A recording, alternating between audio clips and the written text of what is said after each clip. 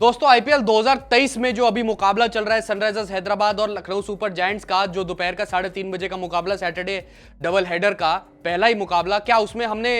फिर से match fixing देखने को मिली या सच में अंपायर की गलती थी? घटना के बारे में बताता हूं, फिर आप उसके बारे में अपनी राय बताना। कि घटना यह थी कि 19वें ओवर की तीसरी गेंद जब आवेश खान वो ओवर कर रहे थे और अब्दुल समद को उन्होंने फुल टॉस करी, अब उनके हाथ से फिसल गई या जो भी हुआ वो थी असल में नो बॉल, क्योंकि वो वेस्ट लाइन से ऊपर गेंद की डायरेक्ट हो रही थी, वेस्ट लाइन से ऊपर डायरेक्ट हो रही थी वो गेंद, और वेस्ट लाइन से हल्की सी भी ऊपर गेंद डायरेक्ट हो तो इसका साफ तौर पे मतलब है कि ये नो बॉल है। इस पर ट्रैकिंग भी कराई गई भाई, यहां पर थर्ड अंपायर तक इस फैसले को भेजा गया, तब भी इसका कोई निवारण नहीं निकला, इसका कोई कंक्लूजन यहां पर निकल कर नहीं आया। और यहां पर जो ऑन फील्ड अंपायर थे उस वक्त यशवंत बर्दे, उनका कहना था कि भाई ये फेयर डिलीवरी है, और लगातार यहां पर प्रूफ भी आ चुका है टीवी पर, ऑन स्क्रीन टीवी पर, मैदान के अंदर भी, कि भाई गेंद की जो डायरेक्शन जा रही थी वो वेस्ट से ऊपर थी, तो इसे नो बॉल दो, इसे फेयर डिलीवरी मत दो। इसी बात पर देखिए पूरा का पूरा रुकस हो गया मैदान पर, यानी कि पूरा जो है खेल रुकना पड़ा, कुछ मिनटों के लिए खेल रुका,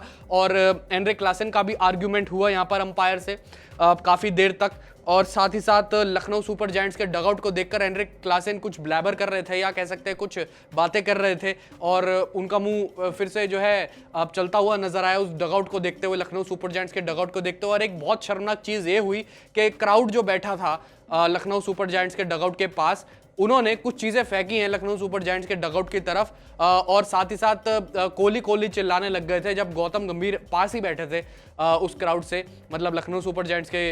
जो डगआउट था वहां पर गौतम गंभीर बैठे थे, और ऑब्वियस रीजंस की वजह से आप जानते हैं कंट्रोवर्सी जो कोहली गंभीर के बीच में हुई थी, उसी वजह से यहाँ पर जो है कोहली कोहली चिल्ला रहा था क्राउड। तो यहाँ पर क्राउड का इंटरफेयर करने का मतलब कोई था ही नहीं, लेकिन मुद्दा हमारा ये है कि भाई या क्या सच में अंपायर की ये गलती थी, क्या ये मुकाबला या कह सकते हैं वो वाली गेंद फिक्स थी? देखिए फिक्सिंग के बड़ी चीजें होती हैं, वो उसका मुद्दा ये नहीं है, पर लेकिन क्या ये गेंद फिक्स थी, क्या अंपायर फिक्स थे,